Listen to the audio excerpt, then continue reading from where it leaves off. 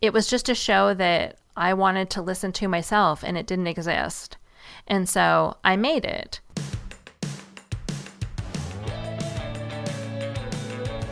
If you're a creative person, if you're a baker, a dancer, a photographer, a screenwriter, an actor, a comedian, a podcaster, and you want to figure out how to make a living doing what you love, this is the show. This is the show. Don't keep your day job. My name is Cathy Heller, and I'm a singer-songwriter. I make a living doing what I love, and I want that for you.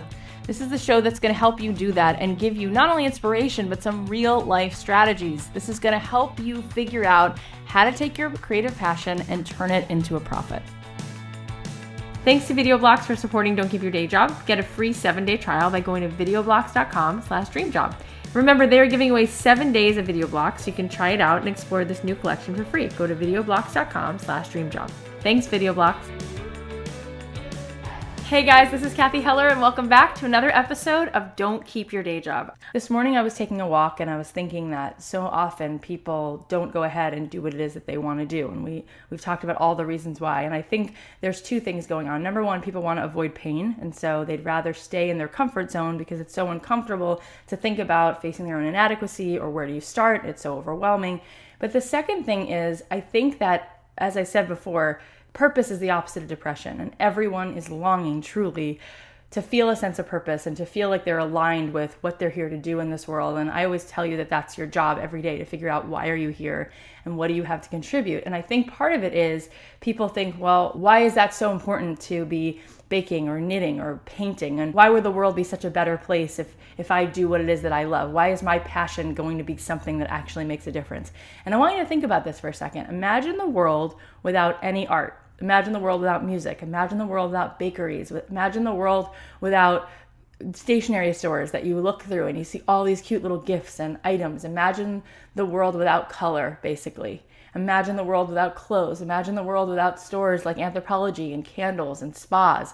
Imagine the world where it was just metrics and numbers and science and the basic needs to survive.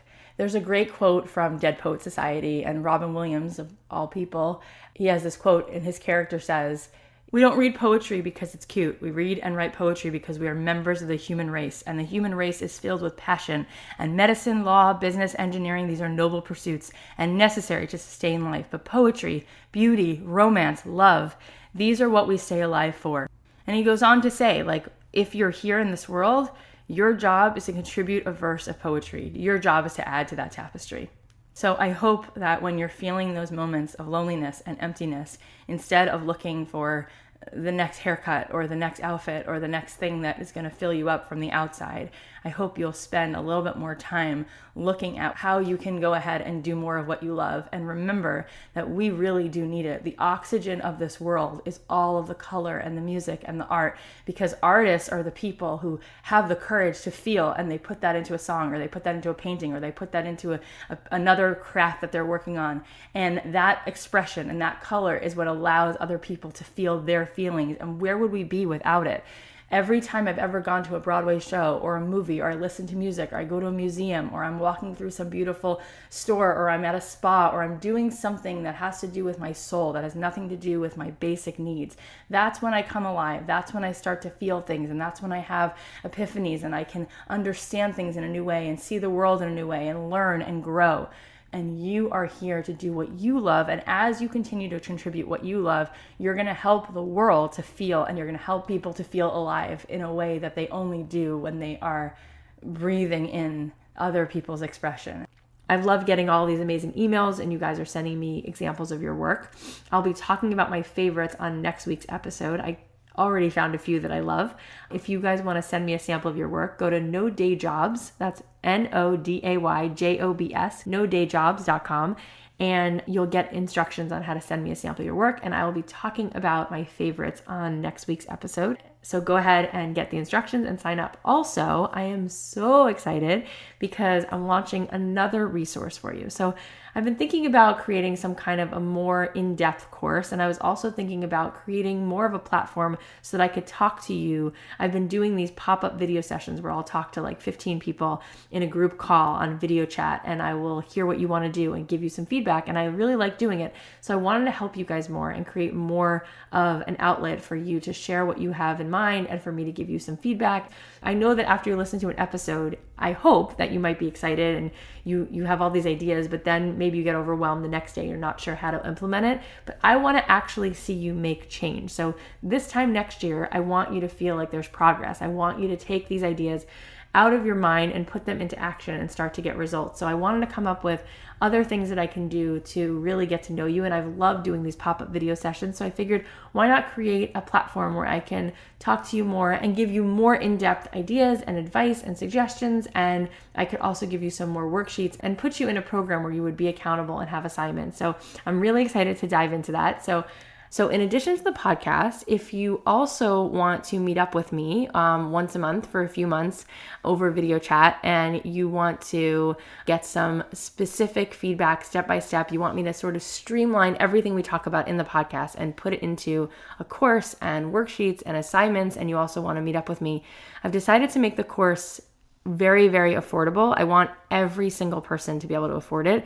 So if you want information about the class, it's not going to be expensive. It's going to be something that is within everybody's budget, and it's going to be a way for me to work with you, to actually see your face and to work with you over video chat and to connect with you and to dig in deeper and take what it is that you are chewing on that you want to do and really help you streamline it and implement and put this into a plan and to actually start working step by step and looking at some assignments and the things that we talk about, and then I can hold your hand through it. Yeah, you have to just trust your gut in life, and I just feel that this podcast is more than a podcast now. It's a community, and I've gotten to know so many of you through your emails and through your Facebook comments, and I feel you, and I really want this to be something that turns into results. I want you to listen to the show, and then I want to systematically help you streamline all of the key ingredients that we're talking about on the show, and then give you assignments and help you start to put things into practice, and then literally meet up with you over video chat and talk to the class and hear from you and give you specific ideas and feedback. I can't wait. I'm really, really excited.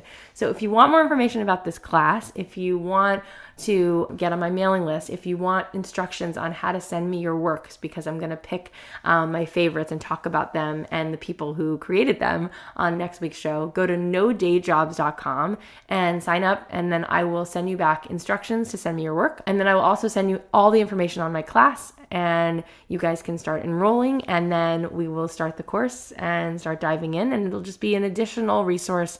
I decided to figure out a way to make it very, very easy for everybody to afford. So I'm really looking forward to it, and I can't wait. So go to nodayjobs.com. That's NODAYJOBS, nodayjobs.com, and you can sign up and you can get more information about the class. I am looking forward to getting to know you guys even more and getting to see you on video chat and giving you assignments. I believe in you. I know that if you want to do something, it was put inside you for a reason, and you wouldn't have been given that vision if it wasn't meant for you.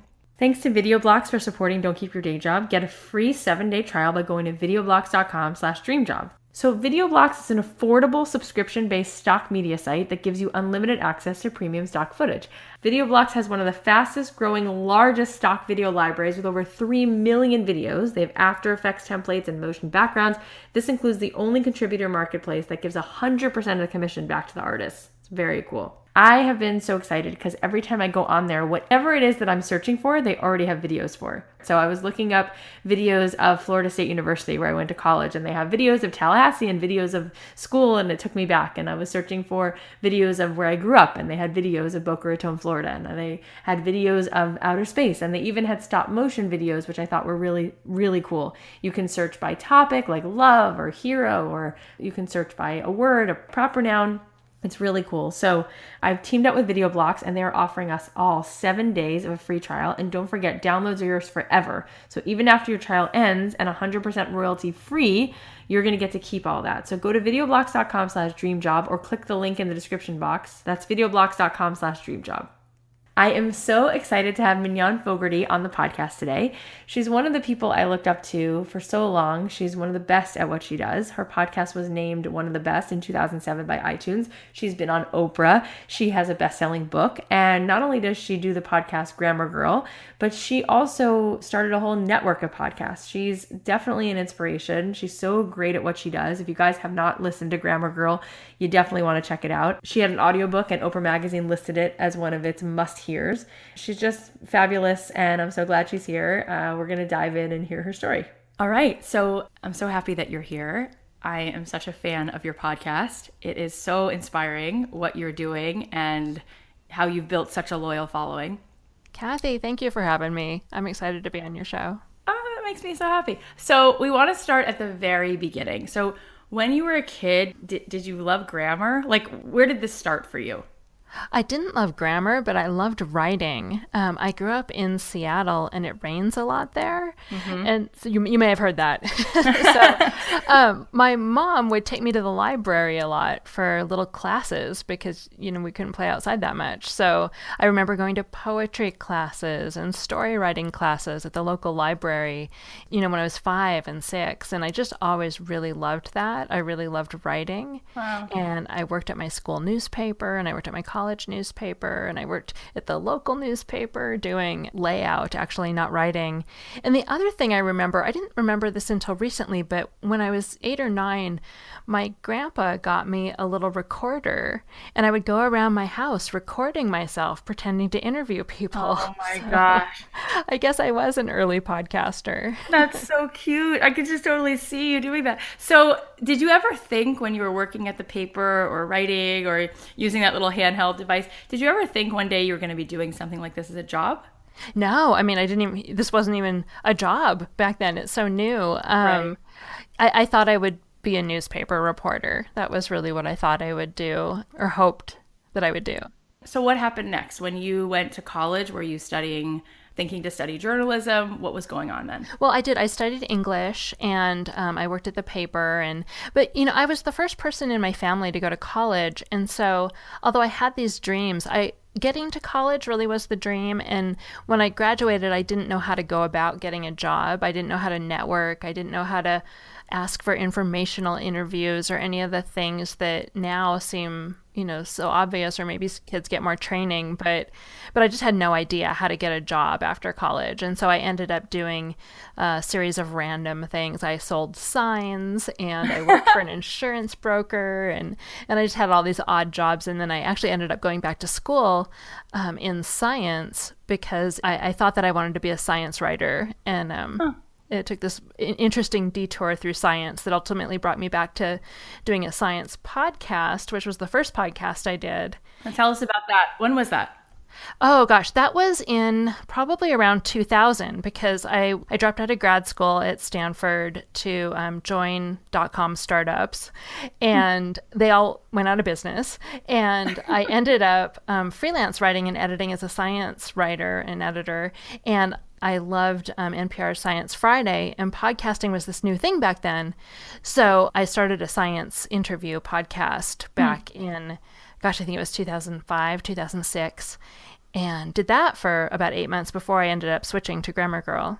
Okay, so you're selling signs and you're working in an insurance agency. So that's a very big difference from starting your first podcast. What were the steps there? How did you have the courage to do that and leave those jobs, which were at least paying you something, and take this risk? How did that all sort of transpire? Okay, well, there was a long delay between that. So I had the jobs and I realized I wasn't going anywhere. So I actually went back to grad school. So I quit those jobs and went into a PhD program in biology at Stanford, which was like this weird detour, but I had gotten really interested in science. But then realized I wasn't dispositionally suited for it. So I ended up dropping out and joining a bunch of startups during the .com days. Got it. So, so I was in Silicon Valley during the .com boom, dropped out of school, went through a series of companies that all went out of business, and then ended up freelancing. So I was kind of eased into this working for yourself thing. Got it. And you were freelancing. And what were you doing? Were you doing writing? What were you doing as a freelancer? Right. I was doing writing and editing for biotech companies and science trade magazines and things like that. And then I was kind of bored out of my mind because I was writing user manuals for DNA sequencers and things like that. Oh my gosh. It pays really well, but it's sort of soul crushing. Yeah. And so just as a side project to keep myself interested and mentally stimulated, I started doing the science podcast because I heard about this new thing called podcasting, and it sounded so exciting. It reminded me of the early days of blogging. You could go directly to the audience, and so I love technology, so I just jumped in and gave it a try. I went to online forums to learn how to podcast and asked a bunch of questions and try to pay it back and help people now. And what was that experience like with the science podcast? How did that go? You started it, so you just put it out there. And what happened? Did you get an audience? How did that go? Right. I had a modest audience and it won some awards, some early podcasting awards.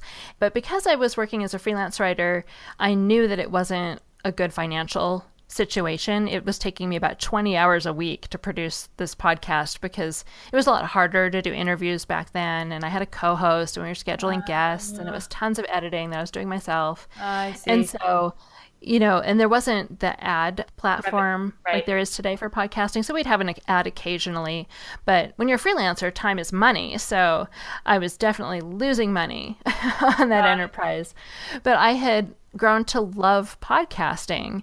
So I wanted to keep doing it and not spend so much time. And so that was when I switched to Grammar Girl, which was a shorter show. It's just me. So I don't have a co-host. I don't interview people. So I can do it a lot faster. And it's short. When I started, especially, it was 3 to 5 minutes. So it was a quick tip about writing. And it was really just a way to keep my toes in the water of podcasting. And then much to my surprise, it just took off. And within 6 weeks, it was number 2 at iTunes. It just it just blew up, with crazy traffic right away. And then I started getting publicity because it turns out writers think it's fantastic that a writing podcast is doing well. So a lot of writers were excited to feature it. Yeah. And so the Wall Street Journal picked Grammar Girl as their web pick of the day. And that What year was this? That was, I believe, late 2006. That's when you started, 2006? Yes, it was. Because I started in the summer of 2006. And then it was November when the Wall Street Journal had this story. I mean, you are so good at it. Your voice is so captivating. You sound like anybody's best friend, but you're so interesting. You're very, very good at it. But that's amazing that it happened so quickly. So were you still freelancing? Did you have other jobs at the time? What did that look like? I was freelancing. I had lots of biotech clients and big projects. And so I was juggling it all. I mean, like I said, I was sort of trying to cut back on the podcasting. And then instead it started taking even more time. So for about 6 months, I think, I juggled both, trying to do all my freelance work and produce the podcast. And then because I had been at startups in Silicon Valley, when Grammar Girl took off so quickly, I knew it could be a bigger business. And so I quickly started the Quick and Dirty Tips podcast network and brought on a bunch of my friends to produce shows on different topics. So You're the person who did that? I am. Oh my gosh, that's amazing. Because of course I know that there's a bunch of them. That is so smart. So tell me about that. So I felt like what made Grammar Girl successful was the short, scripted, don't waste your time, fun, friendly, useful advice format. And I thought that can be applied to anything. Yeah. So it started with Grammar Girl, but then we brought on Money Girl and the Mighty Mommy. And back then we had Legal Lad and the Modern Manners Guy. And these were all shows with a similar format, but on a different topic. And we're a network, so we cross-promote each other, and help each other grow. And it's funny because it was an intentional branding choice to have most people think of me as Grammar Girl, even though I'm the founder of the whole network. And I'm still involved in running the network. I don't do the day-to-day operations, but I'm in close contact with the people who do. And How many shows are there total? Oh, I think there are 14 or 15 now. There's a lot. Amazing. So you were still juggling the other jobs for about 6 months. And then when you parlayed into doing this full time, is that because you were making enough income from this full time? Yeah, but what most people don't realize is that it wasn't the podcast that let me quit my day job. It was the book deal. So Oh my when, God, tell us about that. right. So, I'm struggling along podcasting and have an ad here or there. But when the Wall Street Journal did its article, I got calls within a week from 5 or 6 different New York publishers who all wanted to do a book deal with me because Eats, Shoots, and Leaves had been such a bestseller. Oh, I love that book. Oh my gosh. My husband's an attorney and he's such a grammar nerd. And I've read that book, I think, way before first dating. It's so good. And your recent podcast episode about the comma and the person who won the lawsuit over, it's just so brilliant. Okay. So you got a book deal. So right away, tell us about that. And so, and I almost get embarrassed because I have friends who are writers and I know how unfair it is, but I was one of the early platform authors. So I didn't even have to write a book proposal. Like, publishers just came to me and said, we want you to write a book. But at the time, what's interesting is that I was looking for a partner because, again, having been at Silicon Valley startups, I knew I couldn't grow this business myself as much as it could grow.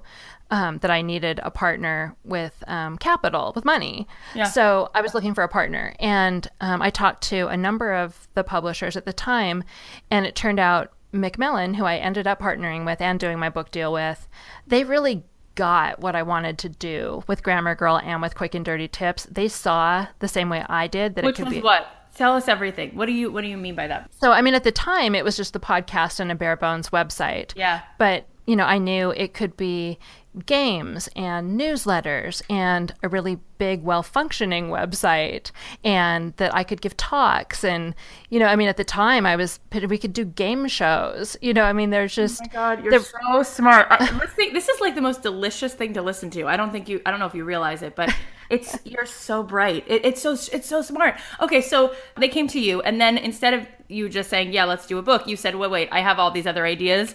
And they said, okay. Exactly. Yeah. Oh my God, that's amazing. So it was really amazing. I went to New York. I live in Reno. At the time, I lived in Arizona. And, I flew to New York and I met with them in person. And I gave them my pitch and I met with, a bunch of people from the company. And then the executives took me up to the top corner office at the top of the Flatiron building in New York, which is like this famous building. And I was like, okay, I'll sign. Wow. It was amazing. And so, we formed the partnership. And so they are my partner in the Quick and Dirty Tips network. But the initial money was for a 3-book deal. So I got a book 3 advance. books. Oh my God. Amazing. Okay. So you started to write that book, and how quickly did they want you to have it? Right. I think it was 8 months. I want to say it wasn't really, really fast. It was a reasonable amount. That is kind of fast, but it was a reasonable amount of time to publish a book. And you're a writer, and you're a good writer, so that wasn't so overwhelming. Right. And it was based on my podcast. So in my podcasts, I'll have transcripts. So, I had material to start with. I just needed to sort of massage it into a book. Structure it.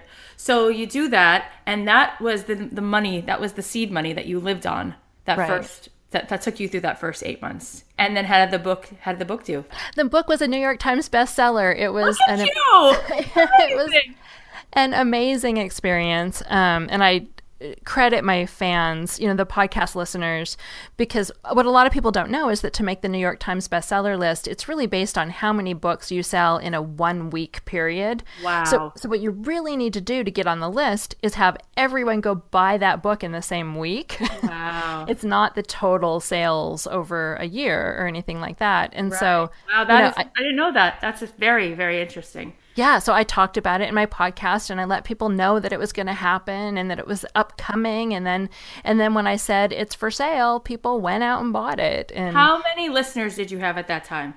Oh gosh, it was a long time ago. Maybe 50,000.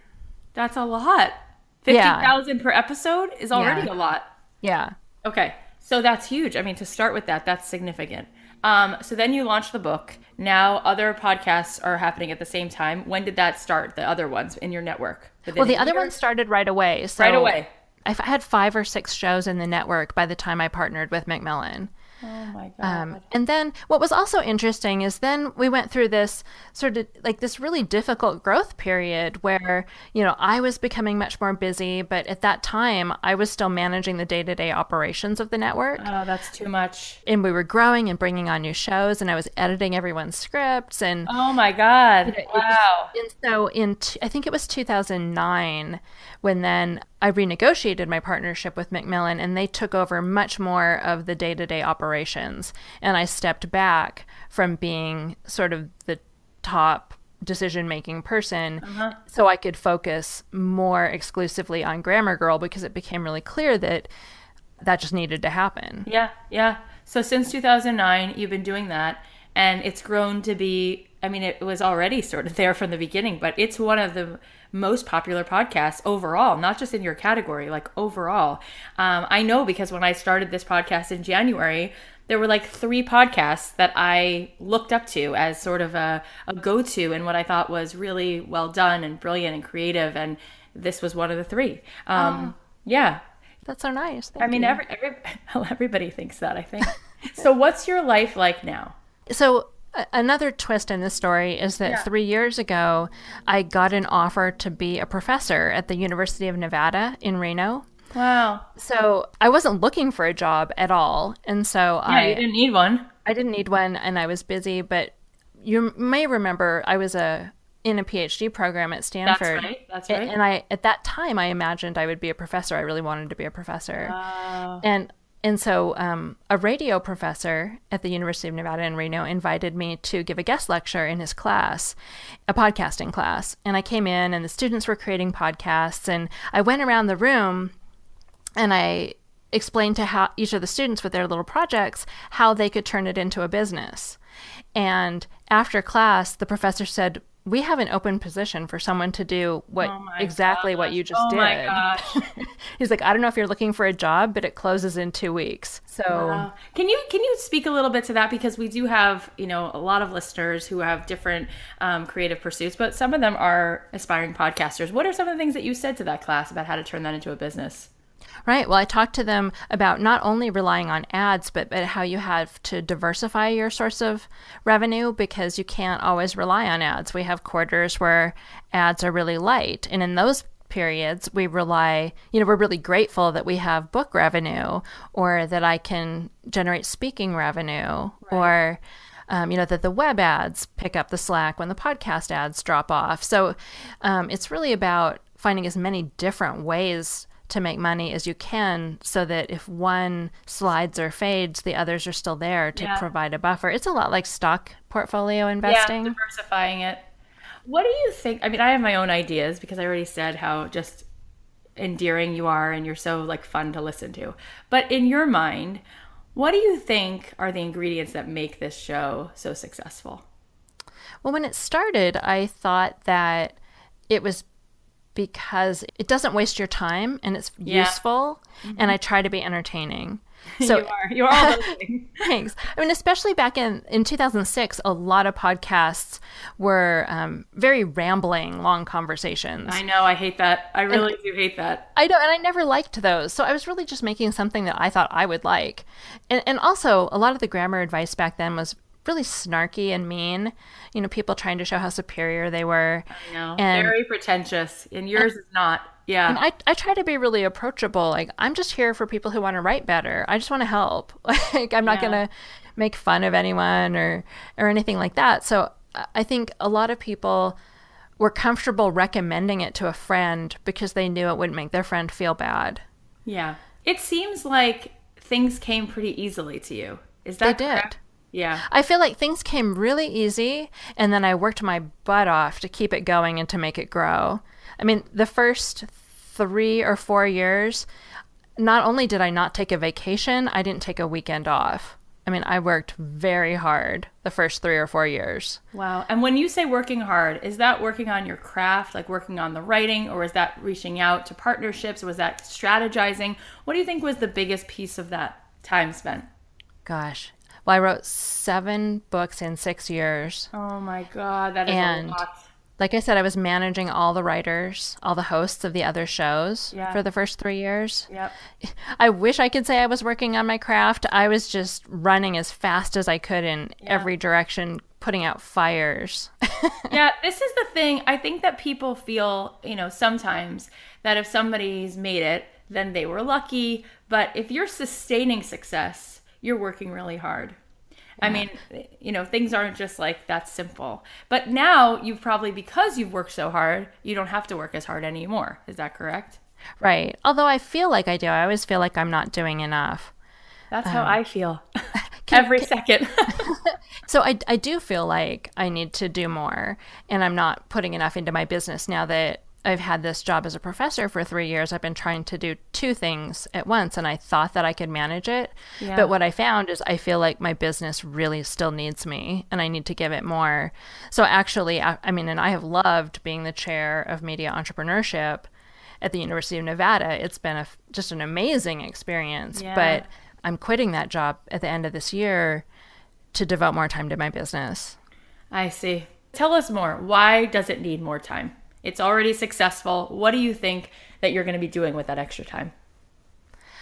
I might do 2 shows a week instead of just one.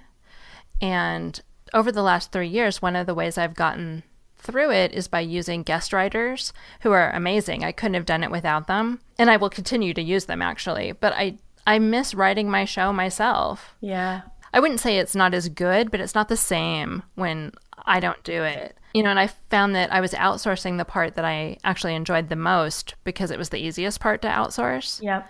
So, there's that. And then I've been teaching social media at college, and every time I'm teaching, I'm thinking I should be doing this for myself. Like Right. I'm teaching the students about, Pinterest, but I'm not really on Pinterest very heavily. And so I'm spending time teaching students to do things that I wish I were doing myself Right. for my business. Right. So the reason I asked that is because, and it led to so many great answers, but I think it's because people don't realize how much consistency things take and really getting behind it, not just being good, but being outstanding. And like if you already have some traction, then it's about going even further and really engaging your audience as much as possible. So one of our recent guests has made a whole living just with his Instagram account. He's a ceramics artist, and you were just talking about social media. So I'm curious what advice you have in that realm. Right. Well, one of my students just today asked, gosh, do we have to be on every single platform? There's so many. And my answer is no. Pick 1 or 2 that you really love doing, because you have to do it a lot and you have to do it consistently. And if you don't enjoy it, you won't. So find 1 or 2 that you love and put as much effort as you can into those. And just do them really well. And then if you get to the point where you can add another one, it'll be a lot easier to add that one because, you can tell all your followers on Twitter and Facebook, hey, I'm on Instagram now, come follow me there. Right. So it'll be easier to build your platform on the 3rd or 4th network. But don't try to do it all at once. Just when you're just getting started, pick 1 or 2 and focus on that. Don't get overwhelmed by everything that you could be doing. Just pick a couple and do them well. That's great advice. When you say be consistent, how often do you think is ideal? Well, I think a podcast should come out at least once a week. And on social media, it really depends on the platform. Like Twitter, you could tweet 10 times a day. On Facebook, I shoot for twice a day posting. I know a lot of people post more, but to me, that's the right amount for what I do. I think if you're serious about building a social media following, you should post on Facebook at least once a day. And I know there are people who post 5 or 6 times a day. What do you think are the good things to post? Like, does it have to be content? Could it be a quote? Could it be a picture? What do you think is good enough? I think it should be a mix. So again, it kind of depends on the platform, but it's really good to post things from other people too. So don't just post your own stuff, but curate things that your followers will be interested in, but that don't necessarily come from you. So that way you establish yourself as not just someone who's self-promotional, but as an expert in that area and someone that people trust for recommendations. Interesting. Very cool. Why do you think it's so important to be consistent? And I'm asking you this for the sake of, everybody who needs to be educated. What's the percentage, do you think, of people who are so consistent? Well, of the people who are successful, I think they're all consistent, Right. usually. Right. I think it's okay if you wax and wane a bit, but you want people to get used to how you are. When you're building a brand, you want people to know what they can expect from you. I mean, it's funny because my husband always says, don't compare yourself to McDonald's. That's bad. But, when you go to McDonald's, whether it's here or in the middle of nowhere along a freeway on a road trip, you know what you're going to get. It's the same, and you have that sense of comfort and familiarity, and that's why you stop. Even though it might not be the best burger. I mean, it definitely probably isn't the best burger you could get, but it's safe and you know what you're going to get. And I think people really gravitate to that. They like that comfort of knowing what to expect. Absolutely. So if you're all over the place, I don't think they'll consciously trust you less, but I think they'll have a harder time committing to you as part of their regular media diet. Yeah, I think that makes sense. So that's an incredible position to be. You said you were the chair of entrepreneurship and media. Is that what it was? Media entrepreneurship. Media entrepreneurship. That's such a great job. It was so hard for me to decide that I had to leave because it is an amazing job. But it's so obvious. You've built such an incredible business. I mean, it's a dream job. It's a dream job. You get to do something you absolutely love doing. You've been so smart creating all these other revenue streams and a whole network, and you have a book deal and you've been speaking. So given that you've been in this space for a while and you're clearly successful and so bright, if somebody's listening to this, which they are, and they want to start and they don't know what are the things to focus on, what are the things to be thinking about if they want to start their business, what are some of the things that you think are really important as an entrepreneur when you're starting and you want to start to walk towards it, but it just feels overwhelming? I think that you don't have to be perfect when you start. People always ask me where the first 8 episodes of Grammar Girl are, and I took them down because they were so bad. They were embarrassing, and I have re-recorded them all, so nobody's missing anything. But I don't think you should let, it's an old proverb, don't let great be the enemy of good. And I think that's really true when you're starting podcasting. Record some test episodes. You don't have to post them if you don't want to, if they are horrible, but don't wait for them to be perfect either to post them. That's great. I see a lot of people who think about podcasting and they think a lot about the equipment that they need to buy. Yes, but I think it's true. But I think you need to think more about your audience and what they need. I think people listen to a podcast typically because they identify with it in some way. So, people look at my podcast and they think, I love grammar, I love language, that's for me. If there's a cooking show, maybe a foodie show, people are like, that's me, I'm a foodie, I want to listen to that. I'm a knitter, or I love NPR style storytelling, I'm a smart person who loves storytelling. I think you need to figure out why people will identify with your show. What is it that makes your show something that people would embrace and want to engage with and listen to every week? And so that can be a small tweak in how you present the show to the world. Of course, and then you have to communicate that information with just your show title and logo, typically. Yeah. And your logo is the best. It's one of my favorite. The artwork is just so good. I love it too. And that Macmillan hired the artist who did that, so I can't take credit for that. No, but it's really you. I mean, it feels fun and approachable, and that's great. What you were saying about making sure that you're doing what your audience needs and wants. How did you assess that? Did you do like a validation sort of call out and ask people? Did you have a survey, or did you just try different things? I mean, it's so funny because, I'm helping students write business plans and do branding, and I didn't do any of that. It was just, in a lot of ways, like as you say, the show is me. It was just a show that I wanted to listen to myself, and it didn't exist. And so I made it. And then it turned out I was really lucky, and there were other people who were like that. Yeah.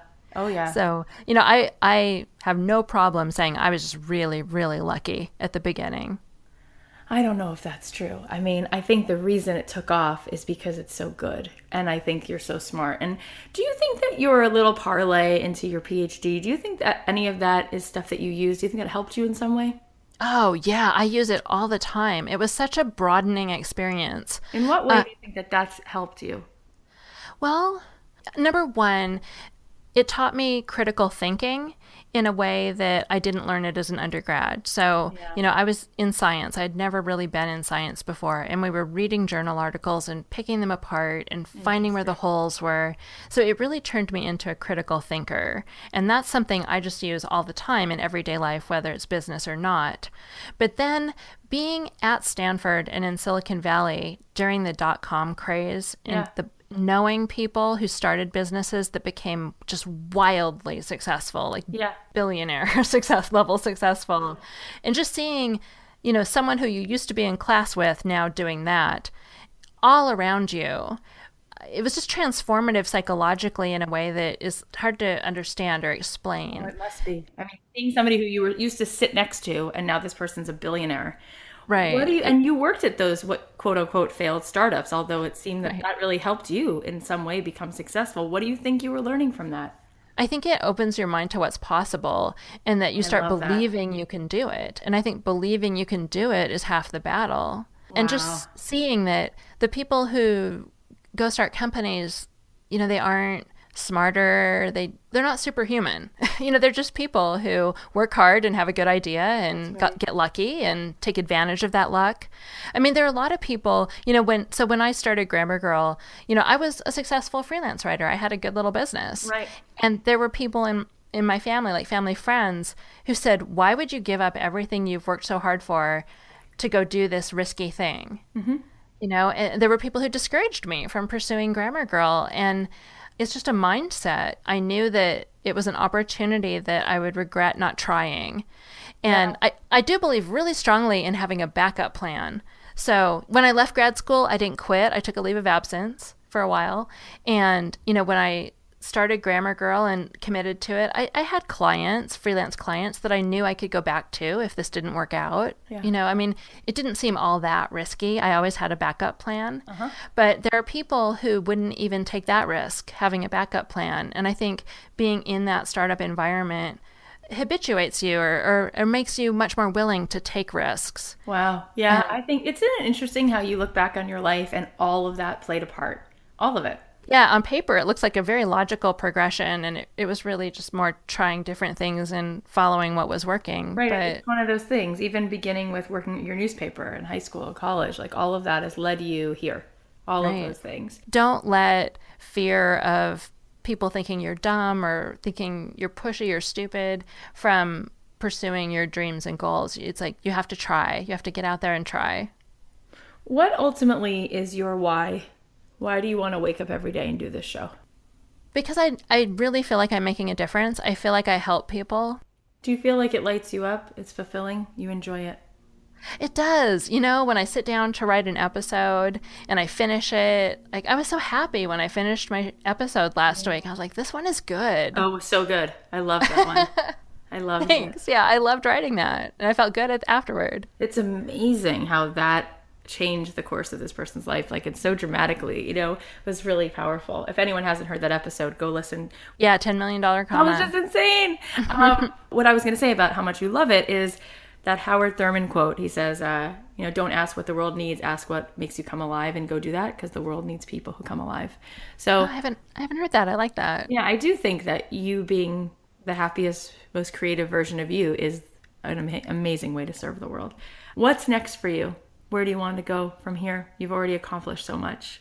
Well, I want to get to a point where I feel like I'm on top of my business again. Like that's going to be the next 6 months to a year, is just feeling like I'm fully engaged with that again. Mm-hmm. I have always wanted to write a novel. And if you listen to interviews with me from 8 years ago, I was saying I wanted to write a novel, and I still want to write a novel. I'm actually very involved with Camp NaNoWriMo. I'm on their writers board, and I've participated a couple of times, and so I'm going to continue to work with the Camp NaNoWriMo people, and maybe one day I'll finish my novel.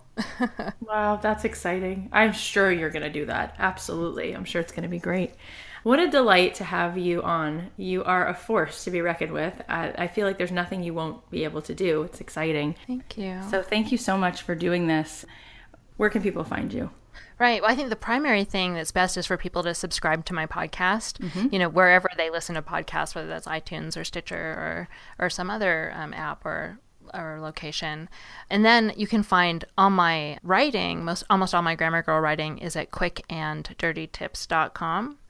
And then I'm on Twitter and Facebook as Grammar Girl, and I'm on, to a lesser extent, but I'm on Instagram and Snapchat, and I couldn't get Grammar Girl at those places, so just search for me. Awesome. Thank you so much, Mignon. Thank you so much for being on. Thank you for having me. It's an interesting discussion. I love listening to that story. I just learned so much that pertains to my particular life, so much that I can use, and I hope that that was interesting for you too. Okay, here are some of the takeaways. Number 1, when you're creating your business and starting small, diversify your source of revenue. Find as many different ways to earn money. Number 2, determine what you're good at and then work your butt off to grow those skills. Number 3, when it comes to social media, find 1 or 2 that you love and then put as much effort into that platform as possible. Number 4, in branding, consistency is key. Number 5, you don't have to be perfect when you start. Don't let great be the enemy of good. Number 6, if there's something out there that you want but it doesn't exist, go make it. Number 7, opening yourself up to what is possible and believing you can do it is half the battle. And number 8, don't let fear of judgment or rejection stop you from pursuing your dreams and goals. Put yourself out there and remember, what's the worst thing that could happen? Thank you guys for listening to this week's episode. We have so many good guests coming up. Please subscribe to our show. Tell your friends. One cool thing that you can do is post about us on Instagram, post about us on Facebook, and tag me in the post. You can tag me on Instagram at Cathy Heller, or you can tag me on Facebook. And it makes me so happy to see you guys sharing the show. It helps us so much. I know it feels like, what's one person that's subscribing or one person sharing it gonna do? But every time you guys post and you share, you are the reason why I have a voice, and you are the reason why we're getting to do this show. And I hope that it's truly helping and serving a purpose and reminding you of what you have within you and how you got to get busy doing that. And whether it seems practical or not, the most impractical thing is not using the time you're here right now, day after day, to make yourself genuinely happy and do what you love and pursue your passion. So thank you guys for subscribing to our show. Thank you for leaving us reviews on iTunes. If you want to send me your work, I'd love to see it. Go to nodayjobs.com. And by the way, if you go to nodayjobs.com, you are going to be on my list, and I'm going to let you know about something very cool that I'm about to launch, which is going to, I think, be another great resource for you. Hope you guys have an awesome day, and we'll talk to you next week. I want to give a shout out to the amazing team who makes this show possible. Special thanks to our executive producer, Tim Street, and producer, Emma Kikuchi. The podcast is a production of Authentic. For more info on advertising in this show, visit AuthenticShows.com.